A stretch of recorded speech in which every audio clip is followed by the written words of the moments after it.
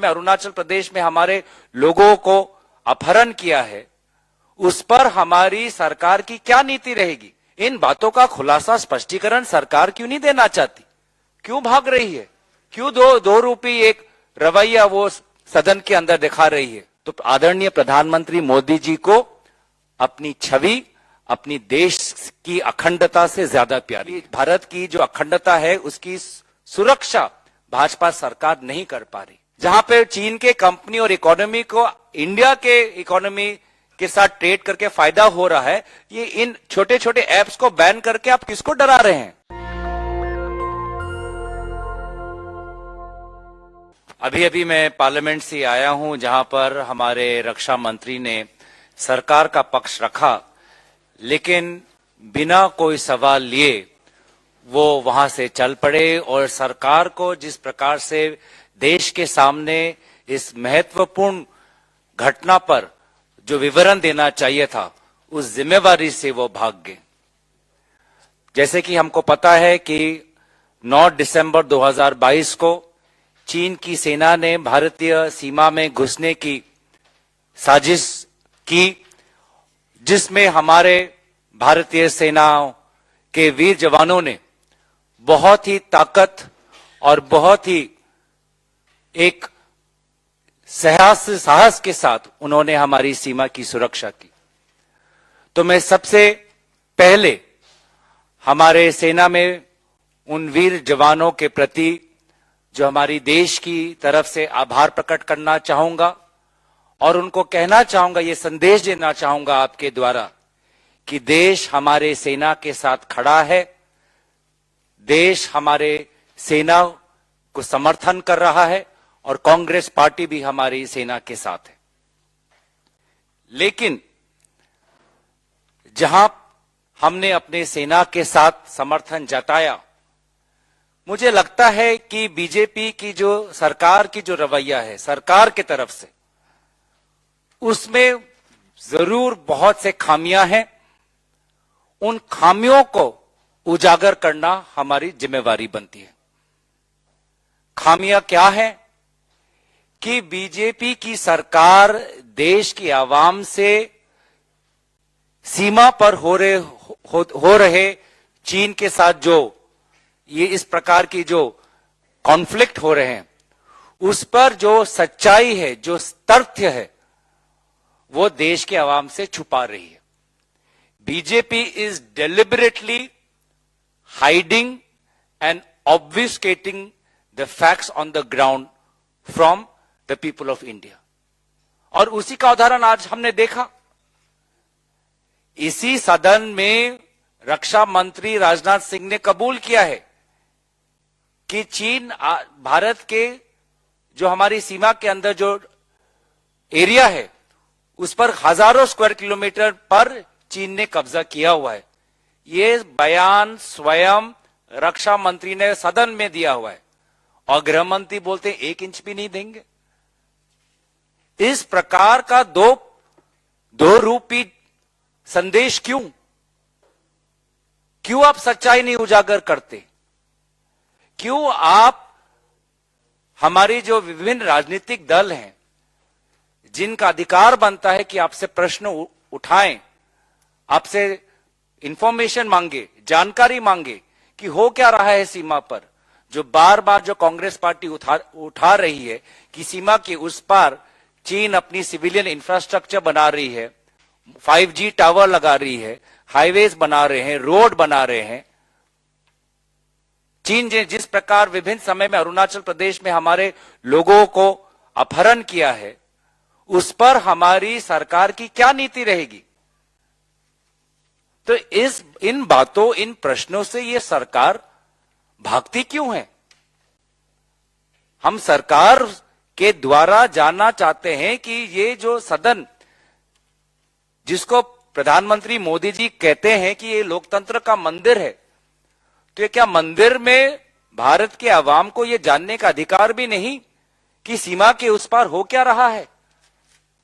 जितनी जानकारी हमको मीडिया के द्वारा मिलती है कि लद्दाख में हमारे किसान बोल रहे हैं कि जहां पे पहले उनके बकरियां चराया करने जाती थी, आज उन एरिया में नहीं जा पाते।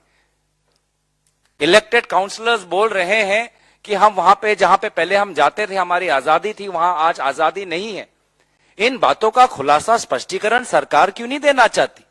क्यों भाग रही है? क्यों दो रूपी एक रवैया वो सदन के अंदर दिखा रही है? और किन भारत के आवाम को इस महत्वपूर्ण मुद्दे पे उनकी आंखों में क्यों वो धूल झोंक रही है? हमारी दूसरी बात है कि कहीं न कहीं ये निर्देश आया होगा।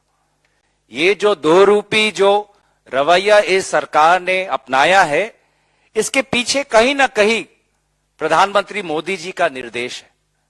क्योंकि प्रधानमंत्री मोदी जी ने स्वयं 2020 में जूम वर्चुअल राउंड मीटिंग जब बुलाई थी विभिन्न राजनीतिक दलों का, तब तो उन्होंने क्लीन चिट दे दिया चीन को।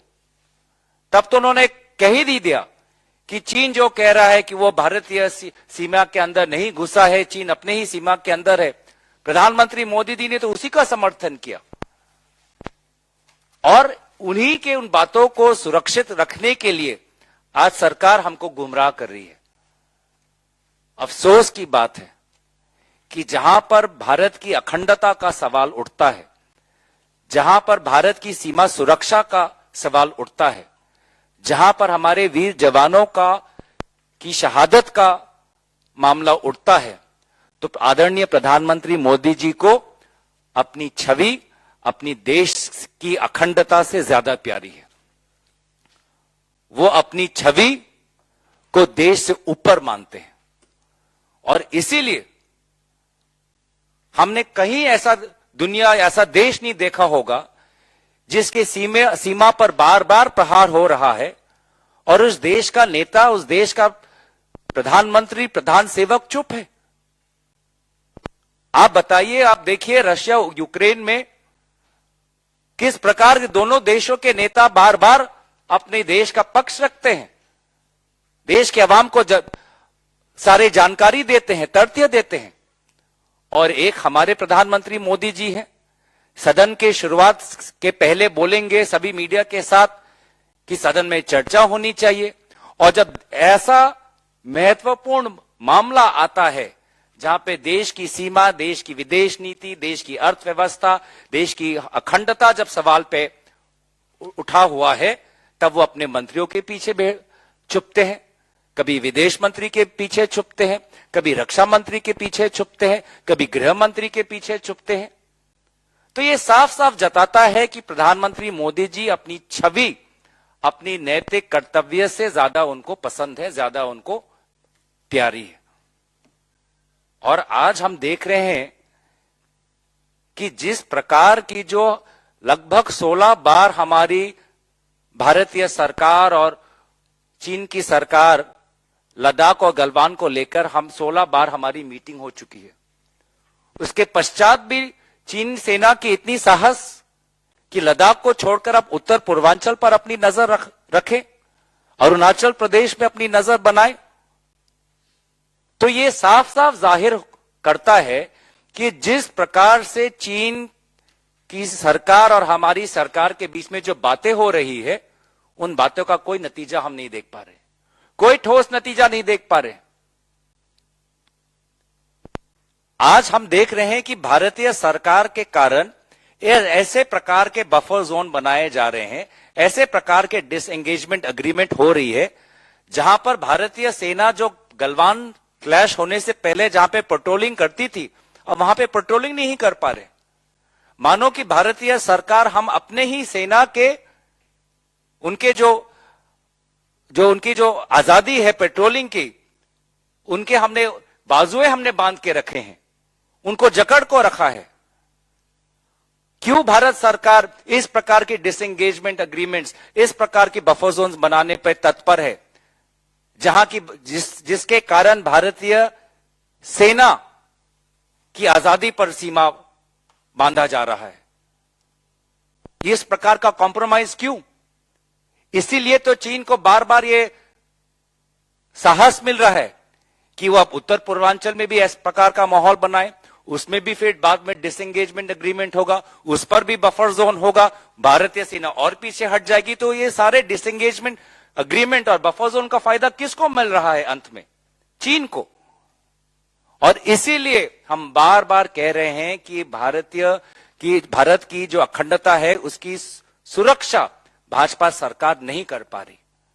कोई ठोस रणनीति नहीं है। समय कहां है? सांप्रदायिक राजनीति और निर्वाचन के अलावा इनके पास समय कहां है देश के बारे में सोचने के लिए? चीन ने हमारे सामने एक समस्या खड़ी कर दी है। पूरी सरकार और सारे दलों को एक साथ कर एक ठोस हमको एक स्ट्रेटेजी बनाना है, रणनीति बनाना है, लेकिन समय कहां है? आज हमारी चीन के साथ जहां पे हम उनकी बायलैटरल ट्रेड बढ़ती जा रही है। आज विदेश मंत्री जयशंकर जी बोलते हैं कि नहीं, जब तक सीमा पर पहले जैसी अवस्था नहीं रहेगी तो भारत और चीन के रिश्तों के बीच में पहले जैसा वातावरण नहीं होगा। तो बार बार बायलैटरल ट्रेड क्यों बढ़ रहा है? जिस बायलैटरल ट्रेड से चीन को ज्यादा फायदा हो रहा है। तो हमारी इकोनॉमिक स्ट्रेटेजी क्या है?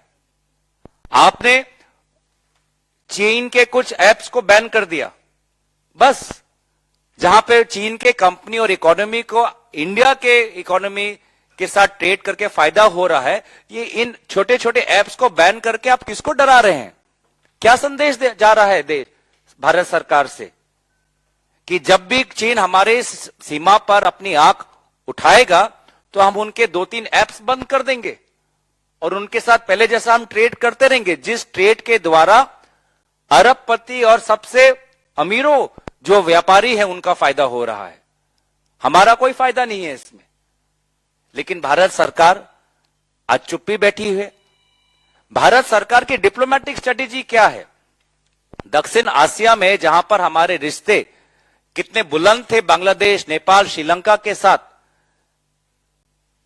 आज उस दक्षिण आसिया में आज चीन घुस आया है।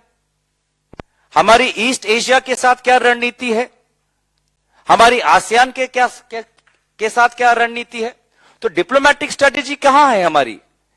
विदेश मंत्री जी तो बातें बहुत अच्छी करते हैं, लेकिन हम नतीजों पे हम ध्यान देते हैं, बातों पर नहीं। हम देख रहे हैं कि दक्षिण आसिया में चीन का प्रभाव बढ़ता जा रहा है। आसियान और ईस्ट एशिया के साथ पहले जैसे हमारे रिश्ते थे, पहले जैसे नहीं रहे, विभिन्न कारणों के कारण। तो अगर भारत को चीन के इस दुस्साहस का अगर जवाब देना है तो भारत को विभिन्न देश के सरकारों के साथ बातचीत करनी पड़ेगी। वो हमको नहीं दिख रहा है। तो कहीं ना कहीं हम देख रहे हैं कि आज सिर्फ ध्यान भटकाने का काम हो रहा है, देश को गुमराह करने का काम हो रहा है, मीडिया का ध्यान इधर और उधर करने का हो रहा है, और जिसके कारण आज एक ऐसी चुनौती हमारे सामने आ चुकी है, जिस चुनौती का उत्तर अगर हम आज नहीं देंगे, मिलकर नहीं देंगे, एक साथ होकर एकजुट होकर नहीं देंगे, तो इसका नतीजा भविष्य में हमको भुगतना पड़ेगा और सारा का सारा जिम्मेवारी प्रधानमंत्री मोदी जी को लेना पड़ेगा। तो मोदी जी जैसे राहुल गांधी जी बार बार कहते हैं, डरिए मत, मुंह खोलिए, चीन का नाम लीजिए और भारत के सेना और भारत के नागरिकों को यह विश्वास दीजिए कि आपने जो पहले कहा वो गलत था और अब आप जानते हैं कि सच्चाई क्या है और भारत की सरकार पूरी तरीके से इस चुनौती का मुकाबला करेगा, उसका आप विवरण करिए। तो यहीं पे मैं अपना बातें समाप्त करना चाहूंगा। नेशनल दस्तक की आपसे गुजारिश है कि अगर इसको बचाना चाहते हैं तो नेशनल दस्तक को सब्सक्राइब करने के लिए रेड कलर के सब्सक्राइब बटन को दबाएं, फिर बेल आइकन की घंटी दबाएं। नेशनल दस्तक को बचाने के लिए बहुत जरूरी है कि हर खबर को शेयर करें, लाइक करें, कमेंट जरूर करें।